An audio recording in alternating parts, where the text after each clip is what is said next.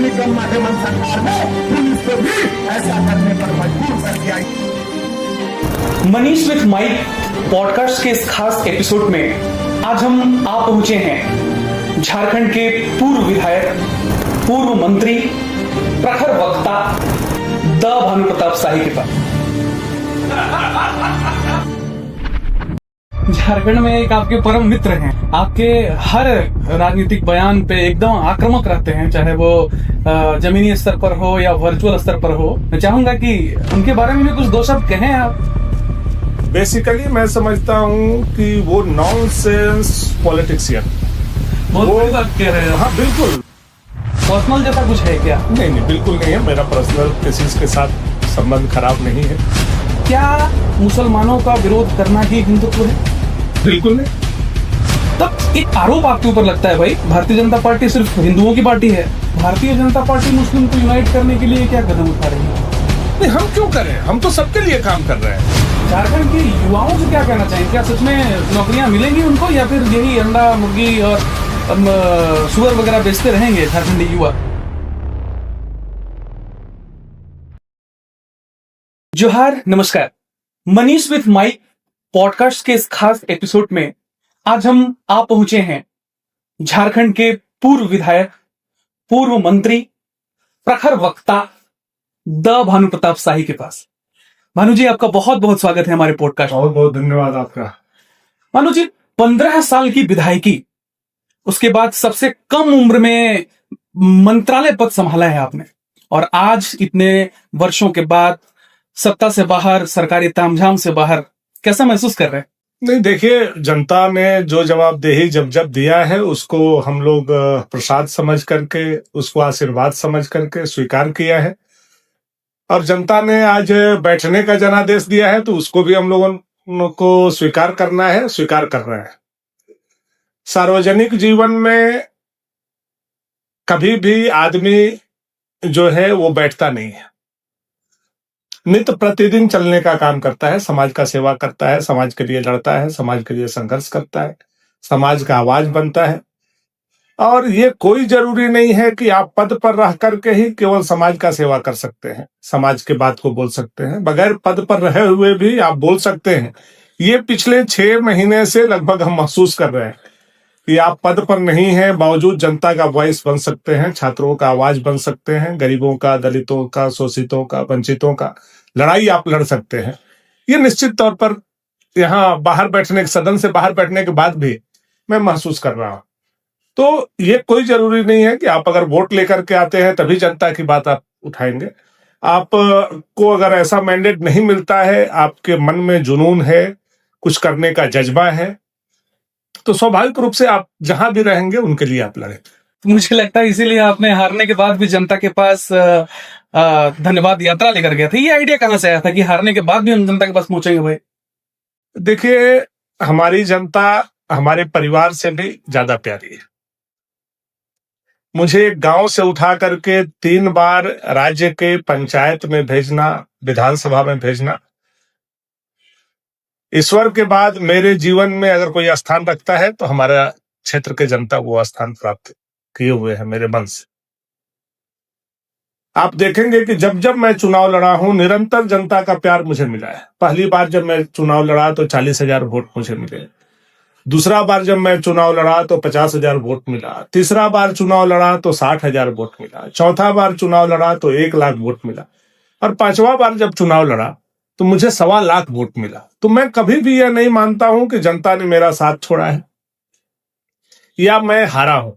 जनता में निरंतर हमारी स्वीकार्यता बढ़ी है, जनता हमको ज्यादा प्यार दी है। तो स्वाभाविक रूप से मेरे मन में आया कि पिछले बार से 25 से 30,000 वोट अधिक अगर मुझे मिला है तो हमको जनता को आभार प्रकट करना चाहिए। और पूरे झारखंड प्रदेश में, मैं आपको मनीष जी बता दूं कि पूरे झारखंड प्रदेश में ग्रामीण क्षेत्र में, चूंकि हमारा पूर्णतः ग्रामीण क्षेत्र विधानसभा है, सबसे अधिक भाजपा का वोट मैंने लाने का काम किया जी। तो ये मेरे लिए, मैं हार करके भी जनता के लिए यह उम्मीद नहीं करता हूं कि मैं हारा हूं, क्योंकि ऐसी परिस्थिति, ऐसा समीकरण बना कि सारे लोग इकट्ठा हो गए, सारी पार्टियां, सारे दल, सरकार का तंत्र, सरकार का व्यवस्था, सरकार के मंत्री, सरकार का पैसा सब जब इकट्ठा हुआ तो हमारे जैसे लोगों को रोक पाने में वो लोग कामयाब थे। परिवार की बात कही आपने भानु जी, उम्र के इस पड़ाव में, राजनीतिक सफर में यहाँ पहुंचकर आप अपने पिता की विरासत को कैसे देखते हैं? क्योंकि झारखंड में हमने देखा है बहुत सारे राजनीतिज्ञ हैं जो अपने पिता की विरासत को आगे लेकर चल रहे हैं। अभी तो मंत्रीगण भी हैं, एक पूर्व विधायिका भी रही हैं। आप कैसे देखते हैं, चूंकि आपका भी एक नाता रहा है राजनीतिक परिवार से, आपके पिता का साया रहा है। मैं चाहूंगा कि अपने विरासत के बारे में थोड़ी बात करें। देखिए, हमारे पिता सोशलिस्ट समाजवादी विचारधारा के थे और उन्होंने राजनीति जमींदार परिवार में शुरू होकर के जमींदारों के खिलाफ में, जमींदारों के शोषण से मुक्त कराने के लिए बड़ी लंबी लड़ाई लड़ी। बहुत लंबा इतिहास है उनका। एकीकृत बिहार में भी सब लोग उनको लाल साहब देहाती जी के नाम से जानते हैं। आज वो हम लोगों के बीच में नहीं है, फिर भी उनका लड़ाई, उनका संघर्ष गरीब गुरबा के लिए बहुत बड़ा रहा है। आज माइलस्टोन है झारखंड बिहार के लिए उनकी लड़ाई, उनका संघर्ष। तो हम अपने पिता के जैसा तो बिल्कुल नहीं बन सकते, कोई नहीं बन सकता है। वो स्वर्ग में विराजमान है, फिर भी उनके पुत्र होने के नाते हम लोगों के मन में ये बात बराबर रहता है कि हम देहाती जी के पुत्र हैं, हम लाल साहब के पुत्र हैं। तो एक जीन भी है, एक सोच भी उन्हीं के तरह है और लगातार मेरा प्रयास है कि कैसे वंचित वर्ग को मुख्य धारा में ला करके उनके लिए कुछ किया जाए। और लगातार मेरी कोशिश है, मैं केवल जनप्रतिनिधि होकर के नहीं, आप देखेंगे मेरे सार्वजनिक जीवन में तो मैंने शुरुआत ही किया था गरीब के, असहाय के, जिनके माँ बाप नहीं है, जिनके घर परिवार में कोई नहीं है, उनका शादी कराना। ऐसे लगभग 350 बेटियों का शादी मैंने कराया। सामूहिक विवाह मैंने शुरू कराया, नदियों का सफाई मैंने शुरू कराया। मैं वैसे लोग जो मर जाते थे, गुजर जाते थे, उनके दाह क्रम से लेकर के उनके भोज भंडारा के लिए व्यवस्था नहीं होता था, वैसे हजारों लोगों को सहयोग करने का काम किया। तो मेरा केवल वोट लेना, वोट के लिए राजनीति करना नहीं, बल्कि सामाजिक दायित्व भी मेरे लिए बहुत बड़ा था और ये सीख मुझे अपने पिता से मिला था। चलिए, झारखंड में एक आपके परम मित्र हैं, मैं नाम नहीं लूंगा उनका, आपके हर राजनीतिक बयान पे एकदम आक्रामक रहते हैं, चाहे वो जमीनी स्तर पर हो या वर्चुअल स्तर पर हो। मैं नाम नहीं लूंगा आपके उन परम मित्र का। मैं चाहूंगा कि उनके बारे में भी कुछ दो शब्द कहें आप। नहीं, देखिए, उन लोगों के बारे में नहीं बोलना ज्यादा अच्छा होता है, लेकिन आप लोग तो आते हैं तो कुछ ना कुछ बोलना पड़ता है। बेसिकली मैं समझता हूं कि वो नॉनसेंस पॉलिटिशियन। बहुत बड़ी बात कह रहे हैं। हाँ बिल्कुल, मैं ये जिम्मेवारी से ये बात कह रहा हूँ, पूरी तरह से नॉनसेंस पॉलिटिशियन है। वो 3 बार के विधायक रहे हैं, 2 बार मंत्री बनते हुए हो गया। उनके पिता का भी एक लंबा कहानी और इतिहास है, लेकिन जिस तरह से जोकर बन करके वो राजनीति करते हैं, जिस तरह से अपने दायित्व पद के गरिमा के विपरीत उनका आचरण है और जिस तरह से हर चीज पर उनका मजाक बना देना आदत है, मैं समझता हूं कि एसेंशियल पॉलिटिशियन के लिए सही नहीं है। अब वो आयु भी आप पार कर गए हैं, अब 3 बार के विधायक और मंत्री होने के बावजूद आप में वो गरिमा आनी चाहिए। आप जनता के वोट लेकर के मंत्री पद प्राप्त करते हैं और हंसी मजाक ठिठोला करते हुए चलते हैं। आप विभाग की समीक्षा नहीं करते हैं, आप दूसरे लोगों का समीक्षा करते हैं। तो मेरा तो उन लोगों से यही कहना होगा कि धीरे धीरे जिम्मेवार बने। झारखंड के जनता युवाओं के कंधों पर जिम्मेवारी सौंपी है, तो आपको करके दिखाना चाहिए। अच्छा, कहीं ऐसा तो नहीं है कि माननीय मंत्री जी, मतलब जो बहुत बड़ी मनोकामना थी उनके मंत्री पद की, वो पा चुके हैं, और चूंकि आप उस मंत्री पद को सुशोभित किया है आपने, तो कहीं ये तो नहीं कि आपको लगता है भाई कि वो वहां से ठीक से काम नहीं हो रहा है, या वो ऐसे व्यक्ति हैं जो बैठ गए हैं वहां, कुछ पर्सनल जैसा कुछ है क्या? नहीं, बिल्कुल नहीं है। मेरा पर्सनल किसी के साथ संबंध खराब नहीं है। मैं जो भी पैमाना राजनीति में तय करता हूं, राजनीतिक दृष्टि ही है हमारा देखने का।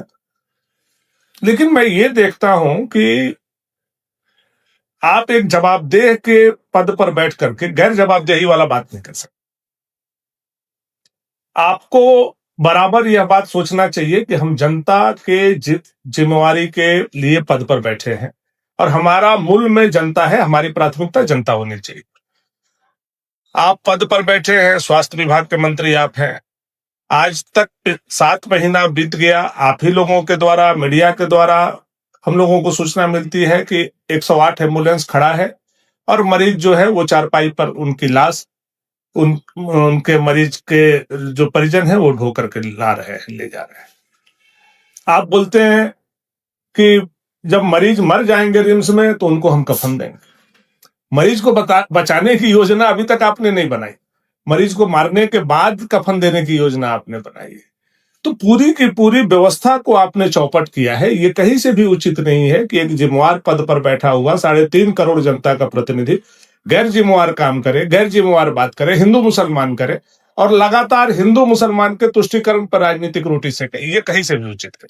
अच्छा, हिंदू मुस्लिम पर बात आई तो मैं कहता हूं कि राम और रामत्व, हिंदू और हिंदुत्व पर काफी मुखर रहे हैं आप, सदन में भी, सदन के बाहर भी। बहुत सारे आंदोलनों का आपने नेतृत्व प्रदान किया है। भारतीय जनता पार्टी पर अक्सर ये आरोप लगता है कि ये पार्टी हिंदुओं की है। और यहां एक बात मैं आपसे स्पष्ट जानना चाहता हूं भानु जी, कि क्या मुसलमानों का विरोध करना ही हिंदुत्व है? बिल्कुल नहीं। तब एक आरोप आपके ऊपर लगता है भाई, भारतीय जनता पार्टी सिर्फ हिंदुओं की पार्टी है।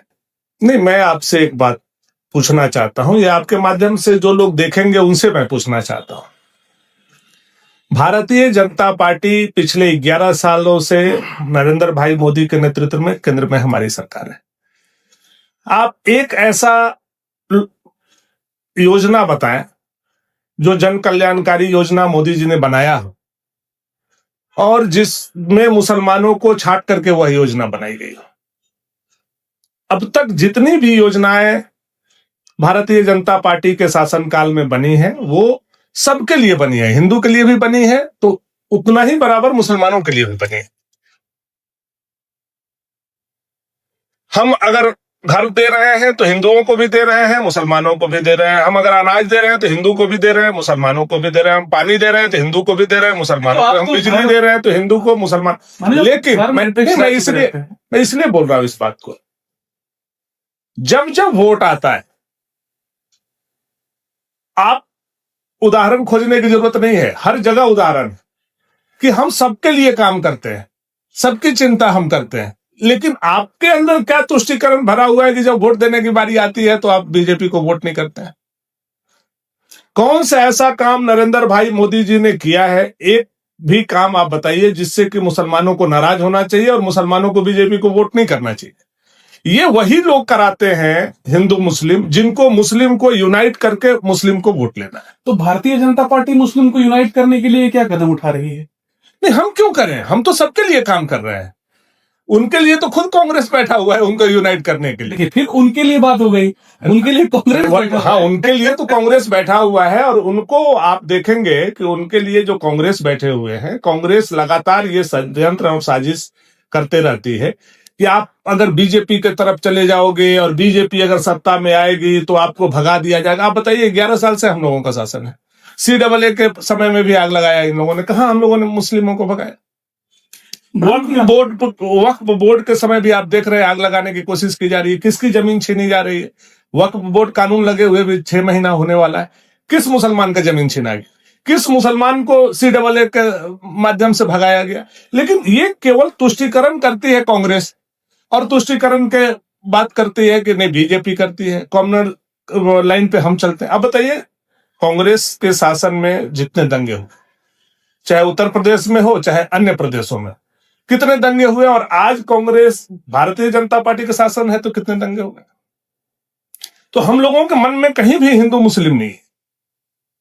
कांग्रेस के मन में एक बात है कि वो चाहते हैं कि मुसलमान जो है वो हिंदू से अलग रहे, ताकि एक वोट पैकेट हमारा खड़ा रहे। बाकी हिंदू को तो हम तोड़ ही लेंगे, जाति के नाम पर तोड़ ही लेंगे, बाकी लोगों के नाम पर। तो भारतीय जनता पार्टी इस मोर्चे पर फेल है? जातिगत व्यवस्था पर भारतीय जनता पार्टी आपके हिसाब से फेल नहीं? भारतीय जनता पार्टी राष्ट्रवाद की राजनीति जी। राष्ट्र का हर नागरिक हमारे लिए प्यारा है, राष्ट्र हमारा प्यारा है, हम सबको सम्मान देते हैं। कांग्रेस की तरह हमारे तुष्टीकरण, जाति और हिंदू मुसलमान को लड़ा करके अपना रोटी सेकना हमारा काम नहीं है। चलिए, तो बहुत लंबी फहरिस्त है, आरोप प्रत्यारोप चलते रहेंगे। झारखंड पर बात करना चाहूंगा भानु जी, चूंकि आंदोलन में मैंने आपको लाठी खाते हुए भी देखा है, जेपीएससी आंदोलन में FIR वगैरह आपके ऊपर भी हुआ है। झारखंड के युवाओं से क्या कहना चाहेंगे? क्या सच में नौकरियां मिलेंगी उनको, या फिर यही अंडा मुर्गी और सुअर वगैरह बेचते रहेंगे झारखंडी युवा? बहुत गहरा नाता है आपसे, बहुत लोग निहार कर देखते हैं, जब आप बोलते हैं तो लोगों की उम्मीद जगती है। क्या कहना चाहेंगे झारखंडी युवाओं से? देखिए, झारखंड के युवा ठगे गए, इसमें कोई दो मत नहीं। आपकी भी सरकार रही है। मैं बात को पूरा कर लो जी। झारखंड के युवा ठगे गए, इसमें कोई दो मत नहीं है। झारखंड बनने का उद्देश्य ही यही था। हमारे पूर्वजों ने लड़ाई लड़ी, लंबी लड़ाई लड़ी, लंबा संघर्ष किया, इसलिए कि झारखंड अलग हो, झारखंड के लोगों को यहाँ अपना मिट्टी पर अपना सेवा करने का, अपना नौकरी करने का, अपना उद्योग करने का मौका और अवसर। आज 25 साल झारखंड बने हुए हो गया। केवल 5 साल जब स्थिर सरकार रघुवर दास जी की थी, आप उस कालखंड को देख लीजिए। 1,26,000 लोगों को सरकारी नौकरी दी गई। उसके बाद जनता ने कभी स्थिर सरकार, एक पार्टी का सरकार बनाने का काम नहीं किया। आज जो सरकार बनी है हेमंत जी की, ये लगभग 6 साल इस सरकार को कंटिन्यू होने जा रहा है, और एक लंबा मुख्यमंत्री का कालखंड हेमंत जी के नाम से भी होने वाला है। 3 बार के मुख्यमंत्री रहे हैं, 1 बार डिप्टी सीएम रहे हैं। उन्होंने जो सत्ता प्राप्ति की, उसके मूल में युवा थे। उन्होंने एक ही घोषणा किया था कि मेरी सरकार आएगी तो मैं 5 लाख नौकरी प्रत्येक साल दूंगा, और नौकरी नहीं दूंगा तो संन्यास ले लूंगा। ये ऑन रिकॉर्ड मुख्यमंत्री ने कहा। आज भी सोशल मीडिया में वो चीजें, अखबार के कतरन से लेकर के उनका वॉइस रिकॉर्ड तक। 6 साल हो गए मुख्यमंत्री, 30 लाख लोगों को नौकरी मिलना चाहिए था। मुझे 3,000 लोगों का लिस्ट मुख्यमंत्री आवास दिलवा देते। आरोप तो नहीं, उन्होंने दूसरा बात बोला था, मैं नौकरी नहीं दूंगा तो ग्रेजुएट, पोस्ट ग्रेजुएट को 5,000 7,000 भत्ता दो। मैं पूछना चाहता हूं, 6 साल में 6 लोगों को वो सीएम हाउस में खड़ा कर दें जिनको उन्होंने भत्ता दिया। आप केवल मुख्यमंत्री पद पर बने रहेंगे।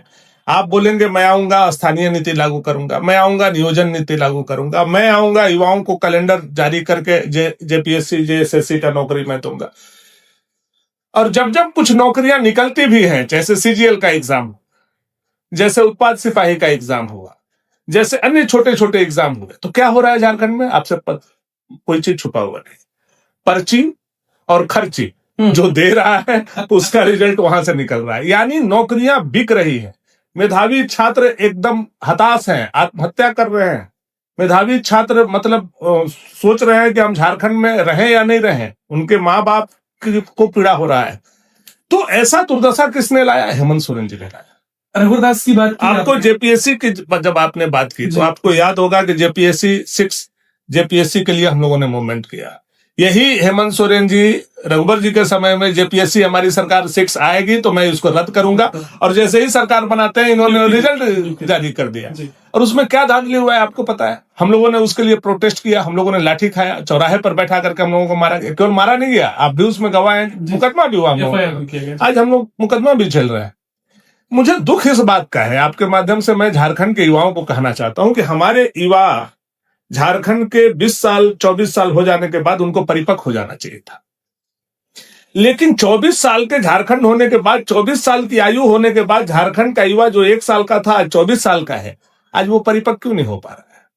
वो अगर परिपक्व होता तो ऐसे निकम्मे और नालायक लोगों की सरकार यहां नहीं होती। और निकम्मे और नालायक लोगों की सरकार नहीं होती, मैं पूरी जिम्मेवारी से कह रहा हूं कि भारतीय जनता पार्टी की सरकार होती तो आपको यह बेरोजगारी का माहौल, यह बेरोजगारी का वातावरण, यह निराशा व्यवस्था छात्रों में, छात्राओं में देखने को नहीं मिलता। रघुवर दास की बात की आपने, पूर्णकालिक सरकार की बात की।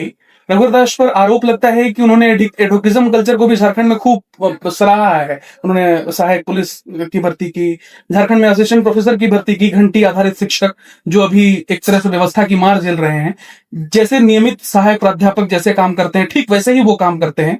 अंतर सिर्फ इतना होता है कि उनको मानदेय के लिए दौड़ना पड़ता है और बहुत कम मानदेय में वो करते हैं। ऐसी व्यवस्था जो है वो रघुवर दास ने कायम की है। इस पर भी मैं आपकी राय जानना चाहूंगा।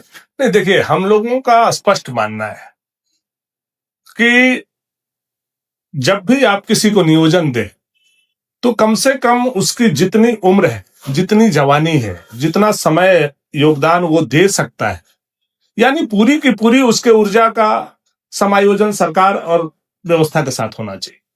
किसी को आज रखे हैं अनुबंध पर, कल हटा दिए, आउटसोर्स हम कर लिए, उससे सस्ता कोई मिल रहा है तो हम उसको ले आए, बिल्कुल हम बाहर से लोगों को ले आए, हम यहाँ के लोग बेरोजगार दौड़ रहे हैं।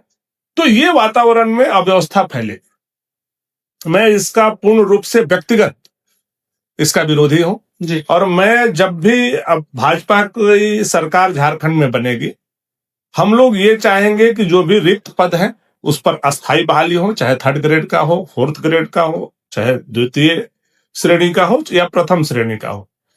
हमारे यहाँ अनुबंध पर जो व्यवस्था है, अनुबंध पर जो पारा शिक्षक हैं, सहिया है, सेविका है, एएनएम है, जीएनएम है, डाटा ऑपरेटर है, कंप्यूटर ऑपरेटर है, रसोईया है, जितने प्रकार के लगभग 5 लाख लोग आज अनुबंध कर्मी हैं। बिल्कुल उनका जीवन सरकार और अपने नौकरी के बीच में झूल रहा है। वो खुद नहीं सिक्योर है कि हम 60 साल रहेंगे, नहीं रहेंगे, कब हम निकल जाएंगे, दुर्घटना हो जाएगी तो 2 रुपए हमारे परिवार को नहीं मिलेगा, कोई पूछने वाला नहीं। तो इसके लिए एक ठोस व्यवस्था बननी चाहिए जी। इसके लिए अनुबंध और आउटसोर्स पूरी तरह से बंद होना चाहिए। मैं इसका पक्षधर। चलिए, बहुत बढ़िया। अंत में भवनाथपुर की जनता से भानु प्रताप शाही, निवर्तमान विधायक भानु प्रताप शाही, क्या कहना चाहें? मैं तो यही कहूंगा कि हमारी जनता बहुत प्यारी है, मैं उनसे बहुत प्यार करता हूं, उनका बहुत सम्मान मुझे मिला है जीवन में, उनका बहुत आशीर्वाद मुझे मिला है और मैं जो कुछ भी हूं, मुझे माँ बाप ने जन्म जरूर दिया है, लेकिन राजनीतिक जन्म अगर मुझे किसी ने दिया है, मुझे संघर्ष करने किसी ने सिखाया है, बोलने किसी ने सिखाया है, मैं आज हारने के बाद भी मुख्यमंत्री स्तर पर बोल पा रहा हूं, भाषा के सवाल पर हो या नियोजन के सवाल पर हो, और मेरी बातों को सरकार कॉग्निजेंस लेती है या सुनती है या संशोधन करती है, तो ये आवाज जनता की थी और जनता का जब यह आवाज है तो जनता का सम्मान मेरे जीवन में बराबर रहेगा और ये प्यार अटूट है और ये टूटने वाला नहीं है। तब तक नहीं टूटेगा जब तक हम लकड़ी पर नहीं चले जाते या जनता नहीं चली जाती। चलिए, बहुत बहुत दुआ है हमारी कि आपकी ये आवाज और बुलंद होती रहे, आप स्वस्थ रहें, झारखंडी आवाज जो है वो मुखरता से उठती रहे और युवाओं की आश जो है वो आप पर टिकी रहे और उनका सारा काम हो। आप हमारे पॉडकास्ट पर आए, आपने समय दिया भानु जी, इसके लिए आपका सहृदय धन्यवाद। हम चाहेंगे भविष्य में आपसे ऐसे ही मुखातिब होते रहे। बहुत बहुत बहुत धन्यवाद।